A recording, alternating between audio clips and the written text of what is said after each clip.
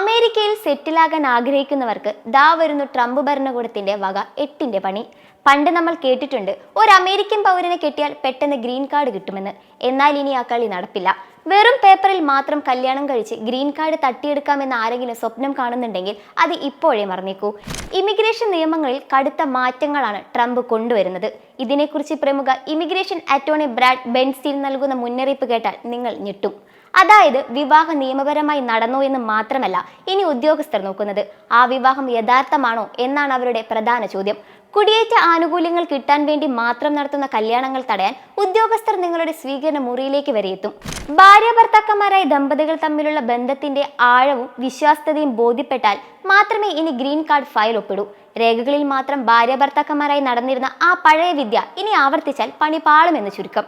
ഇവിടെയാണ് ഏറ്റവും വലിയ ട്വിസ്റ്റ്. നിങ്ങൾ കല്യാണം കഴിച്ചു, പക്ഷെ 2 സ്ഥലത്താണ് താമസിക്കുന്നതെങ്കിൽ ഗ്രീൻ കാർഡ് കിട്ടാൻ വലിയ ബുദ്ധിമുട്ടായിരിക്കും.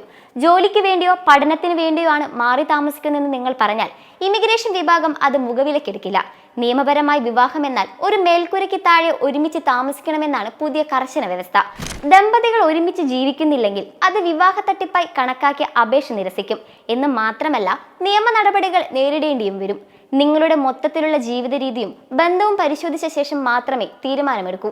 ഗ്രീൻ കാർഡ് നേടാനുള്ള ഒരു എളുപ്പവഴിയായി വിവാഹത്തെ കാണുന്നവർക്ക് പുതിയ ട്രംപ് ഭരണകൂടത്തിന്റെ നീക്കം വലിയ തിരിച്ചടിയാണ്. പഴുതുകൾ അടച്ചുള്ള ഈ പരിശോധന കുടിയേറ്റ നിയമങ്ങളിലെ കബളിപ്പിക്കലുകൾ അവസാനിപ്പിക്കാനാണ് ലക്ഷ്യമിടുന്നത്. അപ്പോൾ അമേരിക്കൻ സ്വപ്നമായി നടക്കുന്നവർ ഈ കാര്യങ്ങൾ കൂടി ശ്രദ്ധിക്കുക.